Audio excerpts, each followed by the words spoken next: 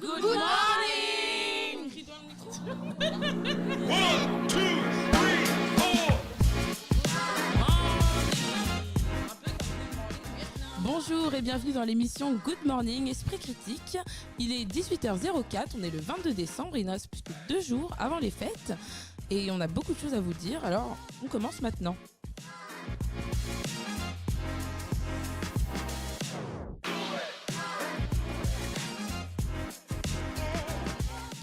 L'orientation scolaire, le transport, les femmes dans le monde de l'entreprise, ce sont des sujets que l'on va aborder aujourd'hui avec nos intervenants. Intervenants qui séjournent à la maison des randonneurs à Auxerre, dans l'Yonne.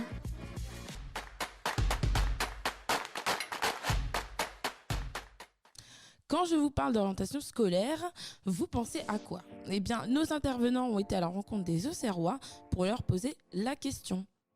Orientation scolaire après la troisième, après le bac, ou voilà.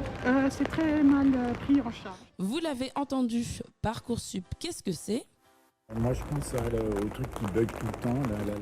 Parcoursup, c'est une plateforme qui permet de saisir des vœux d'affectation pour les futurs étudiants avec 15 000 formations proposées.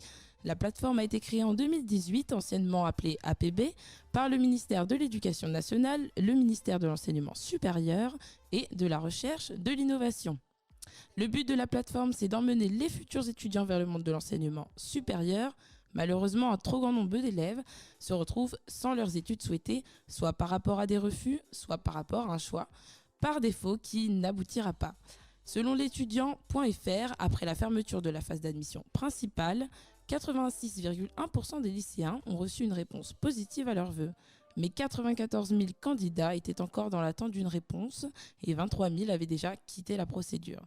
Ce qui fait 117 000 jeunes qui se retrouvent sans formation ou sans école. Beaucoup d'étudiants ne savent pas quoi choisir au moment de Parcoursup. Ils mettent des vœux par défaut, par exemple la psychologie. Le journal Le Monde nous indique que les étudiants sont mal informés sur la licence de psychologie au lycée et qui sont très surpris en intégrant la première année de licence. Près de 60% des inscrits en première année ne passent pas à la deuxième. Les étudiants sont en désillusion sur les formations proposées. Alors aujourd'hui, on parle de la licence de psychologie, mais beaucoup d'élèves et de filières sont concernés. Mais est-ce que le problème ne viendrait-il pas de plus loin, Paola? Mais bien sûr, Jade. L'orientation ne se limite pas seulement aux études supérieures. On a d'abord des filières au lycée dont les jeunes doivent réfléchir dès le début de la seconde. Un choix entre un baccalauréat général ou technologique, mais c'est bien plus complexe que ça. Surtout depuis la réforme du baccalauréat 2021, où les élèves peuvent sélectionner les matières qu'ils passeront en examen en première et en terminale. Cette décision a une forte conséquence sur les enseignements supérieurs et les chances d'être pris dans la formation souhaitée selon les critères de sélection.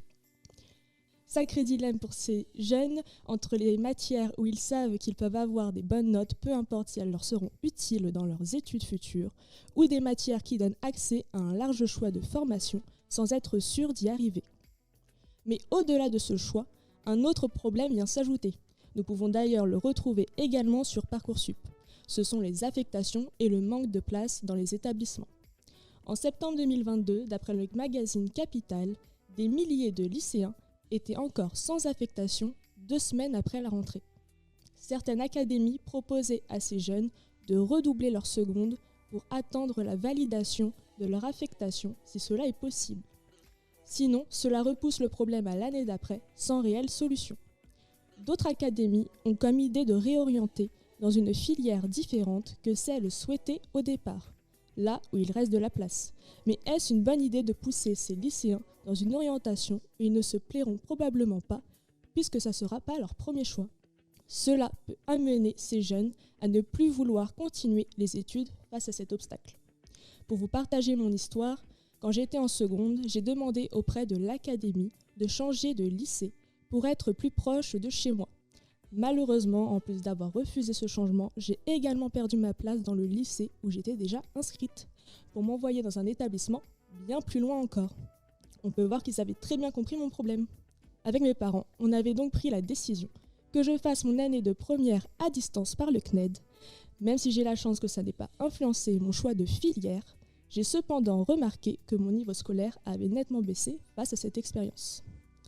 C'est là qu'on voit tout le stress que cela peut apporter et on en vient à se demander si les collégiens en 3e veulent vraiment s'orienter vers le lycée.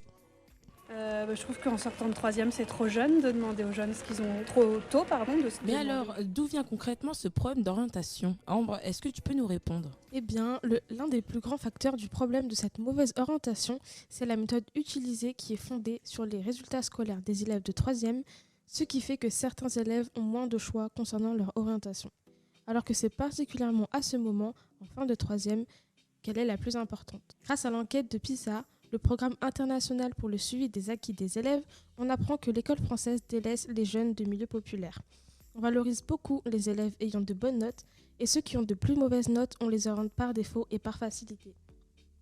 Un article de Collectif Pop, qui est une association qui défend les classes populaires, nous montre que les jeunes des classes populaires souffrent du non-choix de leur orientation. On nous indique que 19% des enfants d'ouvriers n'ont pas pu choisir leur orientation, contre 10% pour les enfants de cadres. Malheureusement, pour les jeunes qui n'ont pas fait d'études, le taux est plus élevé, avec 38% des jeunes sans diplôme et 18% des jeunes qui se sont arrêtés au baccalauréat. Ces derniers affirment ne pas avoir eu le choix de leur orientation. Mais une conséquence de ce non-choix, c'est le décrochage scolaire. Des témoignages de jeunes des quartiers populaires français nous renvoient toujours à la même conclusion. Une orientation imposée leur ôte toute motivation, ce qui les conduit soit à l'échec, soit à l'abandon. Il y a aussi le fait que parfois, une mauvaise orientation peut déboucher sur des emplois peu payés et mal qualifiés, ce qui souvent entraîne une perte de confiance.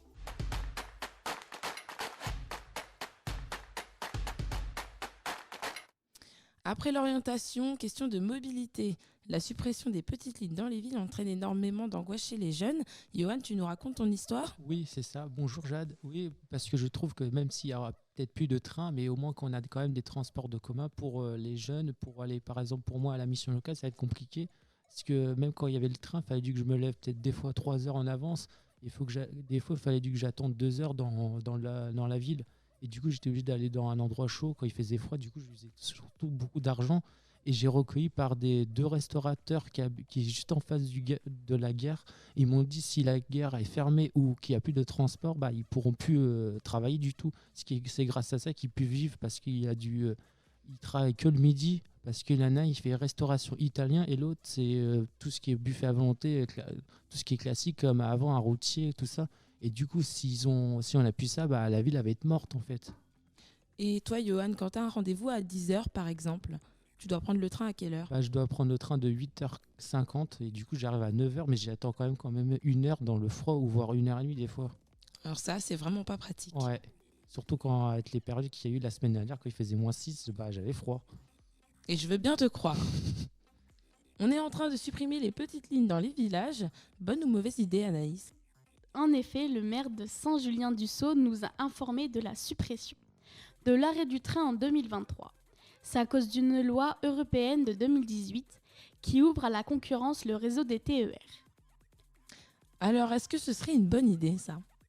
Il n'y a que 25% des TER utilisés en France. En moyenne, sur 300 places disponibles, seuls 75 voyageurs remplissent le train. Les petites lignes sont souvent équipées de locomotives diesel. Ce n'est pas très écologique. Les 3/4 du coût de ces petites lignes est payé par nos impôts et 1/4 par les billets. Mais en plus, la SNCF n'a plus le moyen d'entretenir ses rails. Est-ce que le car, ce serait pas la solution? Pour un coût nettement plus petit, pour moins de pollution, pour plus de liaisons directes dans les petits villages, et les économies faites permettraient de construire des logements ou autres. L'ouverture à la concurrence pourrait donc servir à développer un réseau de cars. Parce que si on voulait garder les trains, il faudrait donc augmenter les impôts et augmenter les billets de train. Est-ce que ça plairait à tout le monde ? Avant de prendre une décision, Alan, et si on revenait sur l'histoire des trains en France?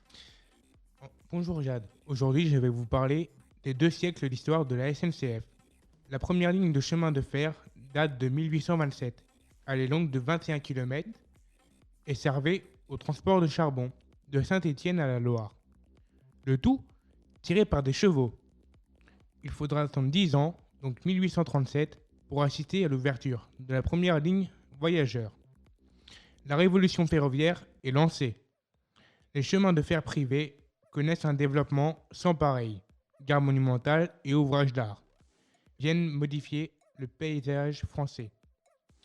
Pour faire face aux nombreuses ouvertures de lignes et à l'augmentation continue et rapide des voyageurs, avec l'amènement du tourisme, on construit aussi des trains toujours plus confortables et parfois même très luxueux, comme l'Orient Express. La SNCF a été créée le 1er janvier 1938 grâce à l'unification de 5 entreprises ferroviaires. De 1827 à nos jours, découvrez la fresque INA. Retrouvez les grands moments de l'histoire des chemins de fer et de la SNCF en vidéo avec cette fresque conçue en collaboration avec l'Institut national de l'audiovisuel.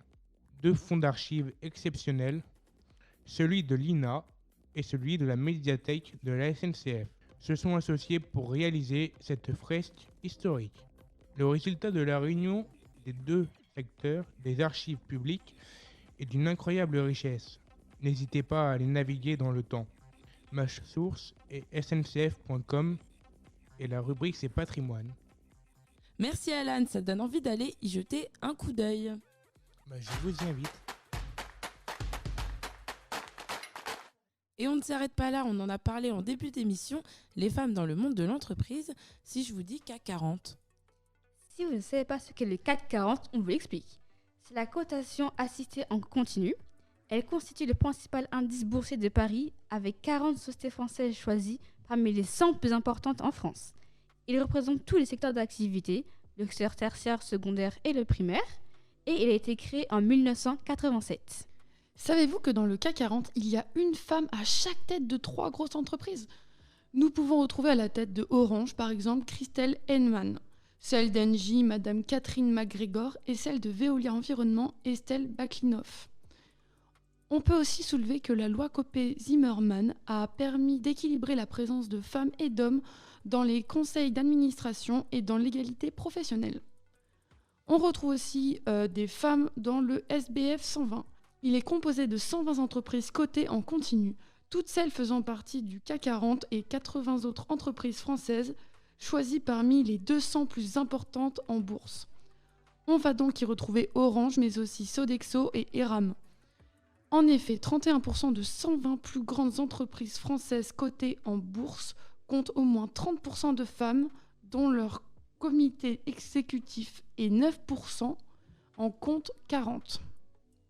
Un petit top 3 se dessine dans les métiers les plus pratiqués par les femmes, avec en première place le domaine des services publics pour 28% de femmes, la santé est en deuxième place avec 20%, et pour finir, le service aux entreprises et mixte accueille 20% de femmes. De plus, il y a un taux de 90,7% de femmes en entreprise pour un taux de 35% qui ont créé leur entreprise. Maintenant, on vous emmène faire un petit tour en Vendée avec Marion Briette, qui a tout arrêté pour ouvrir son épicerie ambulante. Elle a osé faire ce saut dans l'inconnu pour répondre aux besoins de services de proximité des habitants de petites villes. Elle n'est pas la seule à avoir pris son courage à deux mains, puisqu'Élise Carré a fait de même, mais elle, pour ouvrir une friperie en 2020 à La Roche-sur-Yon. Elle a bravé la crise sanitaire ainsi que les problèmes que beaucoup d'auto-entrepreneurs connaissent, comme trouver le bon local ou encore embaucher son premier employé. Pour revenir à une échelle plus locale, on peut retrouver Mathilde Pellen et sa salle de spectacle atypique. Cette femme d'une 50aine d'années a quitté sa vie de femme au foyer et est venue s'installer à Auxerre il y a 14 ans pour créer un théâtre sur l'eau. Pour commencer, elle a longuement travaillé à la MJC d'Auxerre, puis elle a lancé son projet en 2017. Tout s'enchaîne très rapidement à sa grande surprise, puisqu'elle obtient un bateau dans un très court laps de temps. Elle ouvre sa péniche café-théâtre le 6 décembre 2019, et pour la fête nationale, elle se déplace sur les voies navigables de France. Sinon, j'avais une petite question pour toi, Alizée. Pour quelle raison vas-tu rejoindre sur ce sujet ? Le sujet m'intéresse grandement car je voudrais être soigneuse animalière et je me suis déjà dit plusieurs fois que je devrais carrément ouvrir mon propre parc. D'accord, merci beaucoup Alizée. Il n'y a pas de souci. Maintenant, je vais vous donner toutes nos sources. Donc, nous avons cherché des informations sur economygouv.fr, sur Wikipédia, ainsi que sur le site lacroix.com, actuenvironnement.com, tradingsgate.com, legifrance.gouv.fr, entrepreneur85.fr et la scène des quais.fr.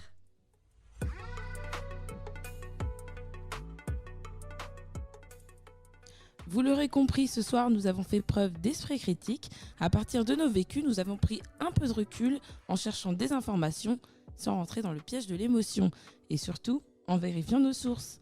Merci pour votre écoute, on en apprend tous les jours. À bientôt dans Good Morning, Esprit critique.